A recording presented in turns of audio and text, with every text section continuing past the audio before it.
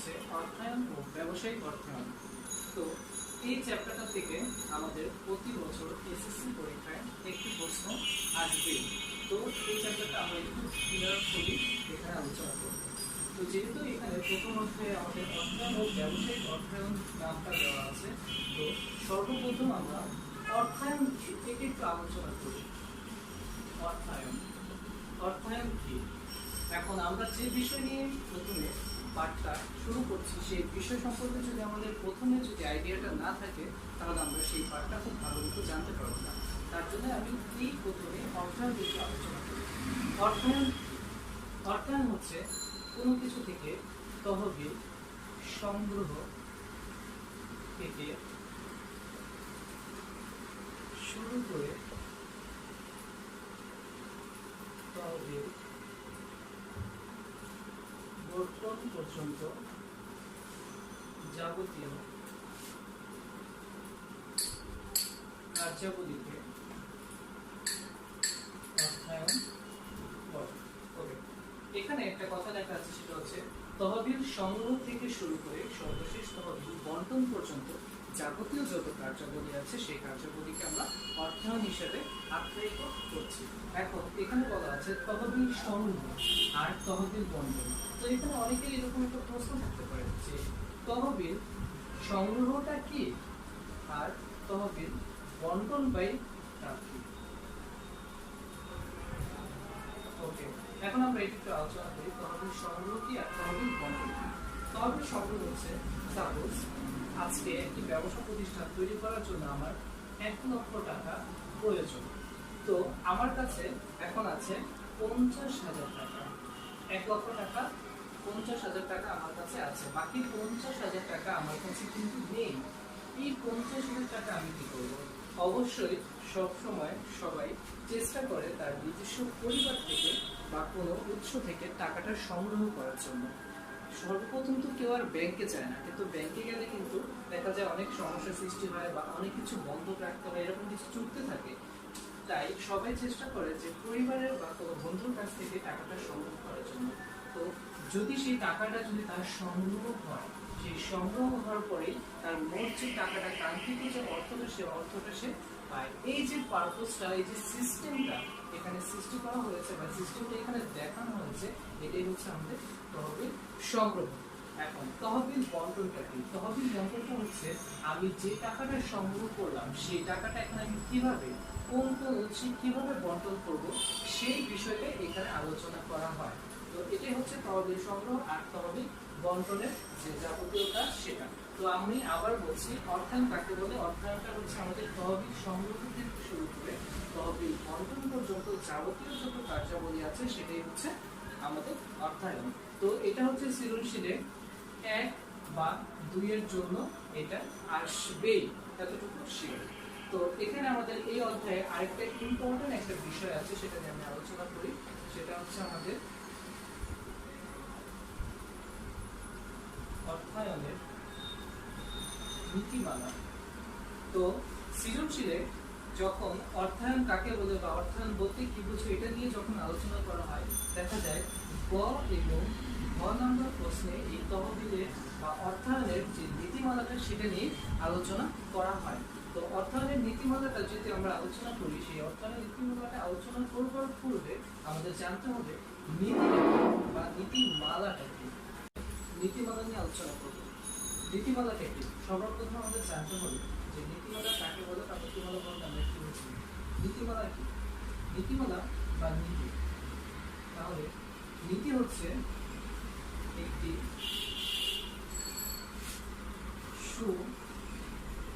সুশৃঙ্খল নিয়ম বা পদ্ধতি, যার মাধ্যমে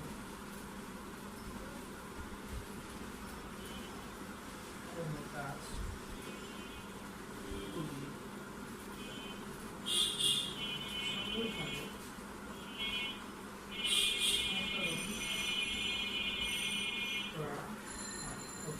এখানে নীতিমালার যেটা থাকে সেটা হচ্ছে নীতিটা যে বিষয়টা এখানে থাকে, সেই নীতিটার বিষয়টা এখানে আমি লিখেছি, সেটা হচ্ছে নীতি হচ্ছে একটি সুশৃঙ্খল নিয়ম বা পদ্ধতি যার মাধ্যমে কোনো কাজ খুবই সুন্দরভাবে সম্পাদন করা হয়। যদি আমি যে কাজটা করি সেই কাজটা কিভাবে কোন শৃঙ্খলা বা কোন সুন্দর মোতাবেক সাজানো হবে সেটি যদি আমরা না জানি তাহলে কোনো কাজে আমাদের ফলস্বরূপ হবে না।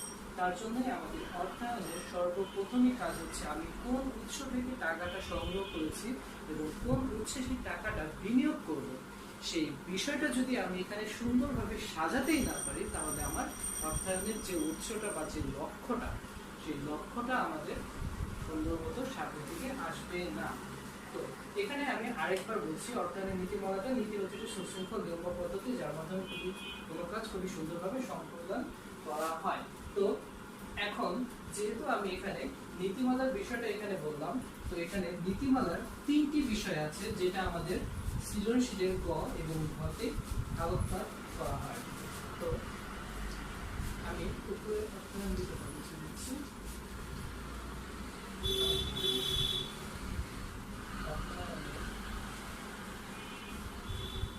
নীতিমালা। অর্থায়নের নীতিমালা এখানে তিন ভাগে অর্থায়ন নীতিমালাটাকে আলোচনা করা হয়। একটা হচ্ছে তারল্য ও মুনাফা নীতি, একটা হচ্ছে ঝুঁকি ও আয় নীতি, আর একটা হচ্ছে পোর্টফোলিও বা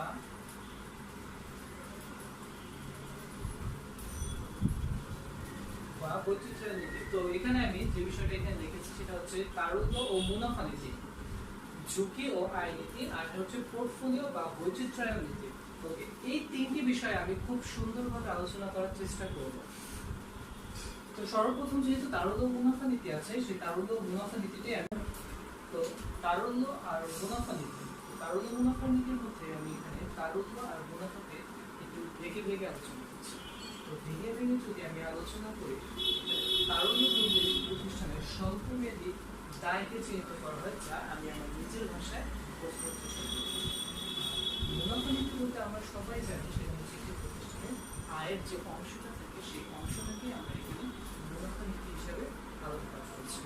তো তারল্য আর মুনাফা নীতি যে বিষয়টা এইখানে কি বোঝানো হচ্ছে সেটা আমি এখানে তো তারল্য বলতে যদি আমি স্বল্পমেয়াদী দায়কে বোঝাই আর মুনাফা নীতি বলতে আয়ের অংশকে বোঝাই, তাহলে আমি একটি গল্প দিয়ে একটা কথা বলছি। সাপোজ এখানে আমি যদি বলি যে না এক্স আর ওয়াই, এটা হচ্ছে দুই বন্ধু। তো এক্স কি করছে, একটি নতুন একটি ব্যবসা প্রতিষ্ঠান তৈরি করতে চাচ্ছে। সেই ব্যবসা প্রতিষ্ঠানটা তৈরি করবার জন্য তার ঠিক আগের মতোই 1 লক্ষ টাকা প্রয়োজন। সে কি করছে, সেই 1 লক্ষ টাকাটা নিজের কাছে না থাকায় সে তার বন্ধু বা আত্মীয় স্বজনদের কাছে করছে চাচ্ছে। তো তার একটি ছোট একটি ব্যাংক আছে, সেই ব্যাংকটা সে ভেঙে দেখলো তার সেই ব্যাংকে 50,000 টাকা আছে।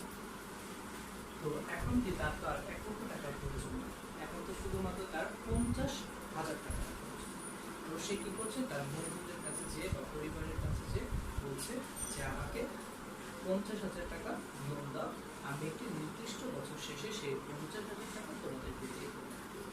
তো তার বন্ধু তাকে কি করলো, ধরলাম তার বন্ধুরা তাকে বলছে, তার বন্ধুরা কি করলো, তাকে সেই 50,000 টাকা দিল এবং বললো 1 বছর পর তুমি সেই টাকাটা আমাদেরকে ব্যাক করবা কিছু নির্দিষ্ট চুক্তির মাধ্যমে।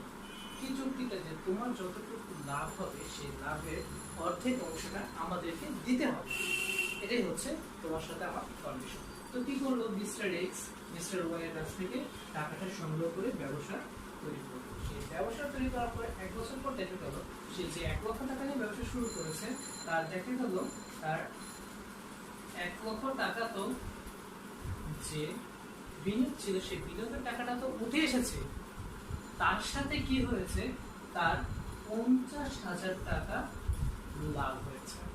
এখন 1 বছর পর মিস্টার ওয়াই মিস্টার এক্স এর বাসায় আসলো, এসে বললো যে বন্ধু তুমি 1 বছর আগে আমার কাছ থেকে 1 লক্ষ টাকা লোন নিয়েছিলে, সরি 1 লক্ষ টাকা না 50,000 টাকা লোন নিয়েছিলে, 50,000 টাকা লোন নিয়েছিলে, তো এই 50,000 টাকা তো আমাকে এখন দিতে হবে। তো বন্ধু মিস্টার এক্স বললো যে হ্যাঁ বন্ধু, সমস্যা নেই, তুমি আমাকে আমার বিপদে সাহায্য করেছো, তুমি আমাকে 50,000 টাকা দিয়েছো, এই নাও তোমার 50,000 টাকা আমি তোমাকে ফেরত দিচ্ছি। তো বন্ধু 50,000 টাকা দিল। দেওয়ার পর সেই বন্ধু তাকে বলছে যে বন্ধু, তুমি মনে হয় আজকে আরো বেশি ভুলে যাচ্ছ। তো মিস্টার এক্স বললো যে কি বলে যাচ্ছে? তখন বললো যে আমাদের চুক্তিতে এরকম বলা ছিল যে তোমার যতটুকু লাভ হবে সেই লাভের অর্ধেকটা আমাকে দিতে হবে। তো তোমার তো যতটুকু আমি জেনেছি তোমার 50,000 টাকা লাভ হয়েছে এবং তুমি আমাকে সেটা বলেছো আগে। তো আমাকে যে সেই 50,000 টাকার অর্ধেক দিতে হবে। তখন সেই এক্স কি করলো? বন্ধুর প্রাপ্ত 50,000 টাকাও তাকে দিল, তার সাথে আরো 25,000 টাকা তাকে দিতে হলো লাভের অংশ হিসেবে, কারণ এটা চুক্তিতে বলা ছিল। তো আমি যে এতটুকু এত কিছু এখানে বোঝালাম, সেই বোঝানোর মূল কথাটাই হচ্ছে এখানে তারুণ্য বিষয়টা। তো আমরা জানি যে পাওনাদার হচ্ছে একটি প্রতিষ্ঠানের স্বল্পমেয়াদী দায়। তো এখানে পাওনাদার বলতে আমি এখানে ওয়াইকে বলেছি যে আমার কাছে টাকা পাবে।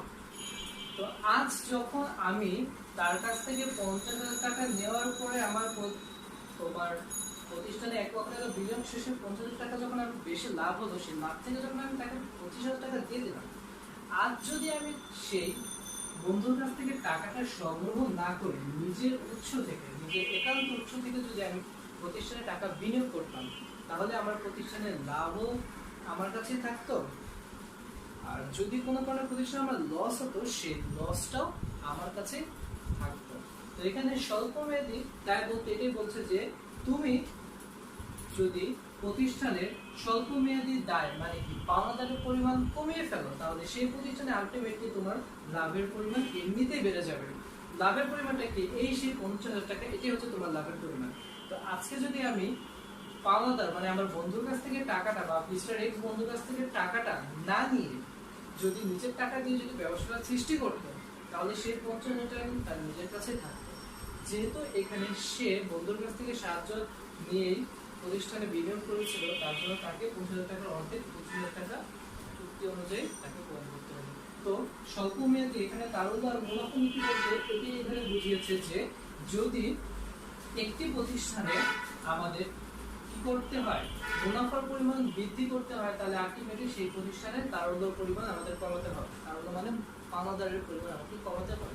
তারল্য যদি বৃদ্ধি পায়, তারল্য যদি আমার এখানে বৃদ্ধি পায়, তাহলে সেই প্রতিষ্ঠানের লাভের পরিমাণ কমবে। এতটুকু মনে হয় আমি বোঝাতে পেরেছি। ওকে, তো তারল্য মুনাফা নীতিটা এতটুকু। আর বাকি যে বিস্তারিত থাকে সেই বিস্তারিত আমাদের নবম দশম শ্রেণীর প্রথম অধ্যায়তেই সুন্দরভাবে বোঝানো আছে। ওকে, তারপরেরটা আমি এখানে আলোচনা করি, সেটা হচ্ছে ঝুঁকি ও আয় নীতি। তো ঝুঁকি ও আয় নীতি এখানে কি? তো ঝুঁকি আয় নীতি এখানে বোঝানোর জন্য আমি এখানে একটা ছোট একটা গ্রাফ করে নিই। তো গ্রাফ এটাকে ওএক্স বলতে দিতে হবে।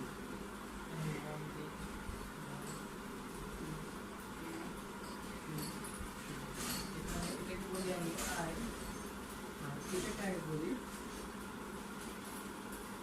ঝুঁকি। তো এখানে আমি একটা গ্রাফ বোর্ডে এঁকেছি।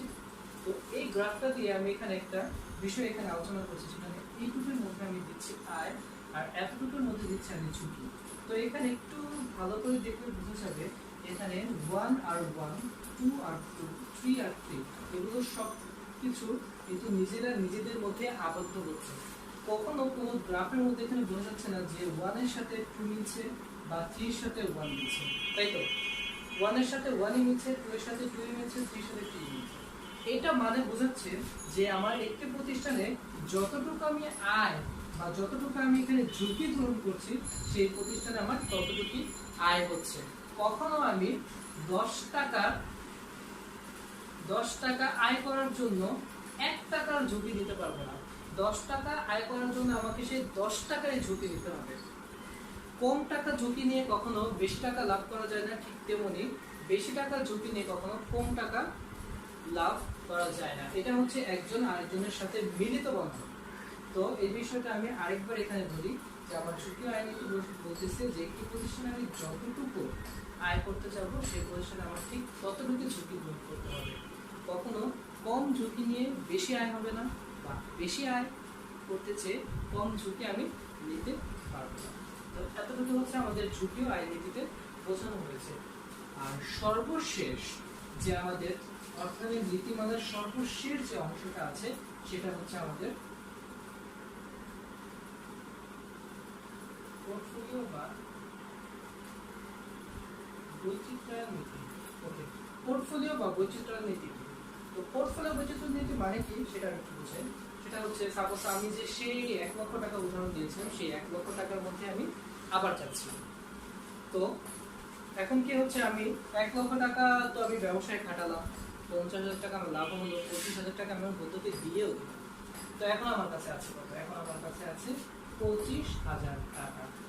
আর সেই 1 লক্ষ টাকা তো আমার কাছে এখন নেই, কারণ 1 লক্ষ টাকার থেকে আছে কত? 50,000 টাকা। 1 লক্ষ টাকার থেকে আছে হচ্ছে 50,000 টাকা। আর আয়ের অংশ থেকে আমার কাছে আছে হচ্ছে 25,000 টাকা। আলটিমেটলি আমার কাছে কত টাকা হচ্ছে? আমার কাছে 75,000 টাকা আছে। কিন্তু আমার ব্যবসা কিন্তু এখনো সচলই আছে, ব্যবসাটা আমি এখানে বন্ধ করিনি। তো এই 75,000 টাকা নিয়ে যখন আমি ব্যবসাটা চালাচ্ছি সামনের দিকে, ঠিক তখনই আমি এখানে দেখতে পাচ্ছি যে আমার প্রতিষ্ঠানের মোটামুটি ভালো একটা পথে যাচ্ছে। তো একদিন আমার এক বন্ধুকে আমি ডাকলাম। তো আমার বন্ধু আমাকে সেখানে বললো যে, আমাকে না, এখানে যেটা আমি মিস্টার এক্স দিয়ে উদাহরণ দিয়েছিলাম, তো মিস্টার এক্স দিয়ে বলি। তো ওয়াই কি করলো, মিস্টার এক্স এর কাছে আসলো, এসে মিস্টার এক্স মিস্টার ওয়াই কে বললো যে আমার কাছে তো এখন 75,000 টাকা ক্যাশ আছে, তো আমি চাচ্ছি 75,000 টাকাটা কোথাও রাখতে বা কোথাও তোমার বিনিয়োগ করার জন্য আমি চাচ্ছি। তো এখানে মিস্টার ওয়াই কি করলো, বললো যে আমার একটি পরিচিত ব্যাংক আছে, তুমি এক কাজ করো, সেই ব্যাংকে 75,000 টাকা তুমি বিনিয়োগ করো, ঠিক আছে, একটি নির্দিষ্ট সমস্যায় তুমি সেটাতে সুদ পাবো বা ইন্টারেস্ট পাবো।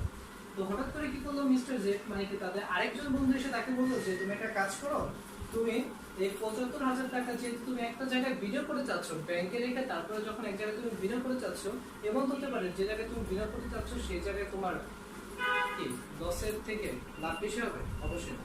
এমন হতে পারে লাভের থেকে লসের পরিমাণ আমাদের বেশি হতে পারে। তো তুমি ধরে নাও, আমরা একটু নেগেটিভটা চিন্তা করি, পজিটিভটা পরে চিন্তা করি। এখানে বিশ্বজিৎ বলছে যে তুমি ধরে নাও তোমার 75,000 টাকা কি করলো, তুমি খুব খুশি মনে সে জায়গায় বিনিয়োগ করলে, সে প্রতিষ্ঠানটা কি করলো 1 বছরের টাকায় প্রতিষ্ঠানটা একটা সমস্যা সৃষ্টি হতো, প্রতিষ্ঠানটা নষ্ট হয়ে গেল। তো তোমার সেই 75,000 টাকাটাও কিন্তু নষ্ট হয়ে যাবে। তো আমি কি করতে চাই, আমি তোমাকে, যদি তুমি আমার কাছ থেকে সাজেশন চাও তাহলে আমরা সাজেস্ট করতে পারি যে তুমি একটা কাজ করো, সেই 75,000 টাকাকে 10টি সেক্টরে ভাগ করো, 10টি ভাগে ভাগ করে সেই 75,000 10 জায়গায় বিনিয়োগ করো। 10 জায়গায় যদি তুমি বিনিয়োগ করো, তুমি এতটুকু ইনশিওর থাকবে যে সেই 75,000 টাকা যদি 10 জায়গায় বিনিয়োগ করে থাকো, তোমার যদি 8 জায়গায় লস হয়, 2 জায়গায় তো লাভ হবে। এমন তো না যে তোমার সবই লস হবে। প্রথম প্রকল্পে তুমি যদি বিনিয়োগ করো, তোমার লস লাভ সম্পূর্ণ তোমার কি কতটুকু তোমার মানে যে সেটা হচ্ছে তোমার কতটুকু ভাগ্য, কতটুকু ভাগ্যে আছে বা কতটুকু তোমার কষ্টে আছে তার উপর ডিপেন্ড করবে। আর এই 10 ভাগে ভাগ করলে তোমার সব ভাগে তো আর কখনো লস হবে না, এক জায়গায় লাভ হবে। তো বাংলা ভাষায় একটা কথা আছে যে নাই বাবা থেকে কানা মামা ভালো। তো এখানে সেটি বোঝানো হয়েছে যে আমার সবকিছু শেষ হয়ে যাওয়ার থেকে এই ছোট 2 ভাগটাও আমার জন্য অনেক কিছু। তো এখানে পোর্টফোলিও বৈচিত্র্য নীতি বলতে এটাই বুঝিয়েছে যে একটি নির্দিষ্ট প্রকল্পে টাকা বিনিয়োগ না করে একাধিক লাভজনক প্রকল্পে আমাদের টাকাটা বিনিয়োগ করতে হবে। তো একাধিক লাভজনক প্রকল্পে যদি আমরা টাকাটা বিনিয়োগ করি, তাহলে আমাদের কি লাভের পরিমাণ বেশি হওয়ারই চান্স এখানে বেশি থাকে। তো শিক্ষার্থী বন্ধুরা, এখানে আজকে এই পর্যন্ত আমি অর্থায়নের নীতিমালা পর্যন্ত আলোচনা করলাম। আমাদের এই অধ্যায়ের দ্বিতীয় যে অংশটা থাকবে, সেই অংশে আমি অর্থায়নের যে আমার দুটো উৎস আছে, সরকারি অর্থায়ন এবং বেসরকারি অর্থায়ন, সেই বিষয় নিয়ে আমি আলোচনা করব।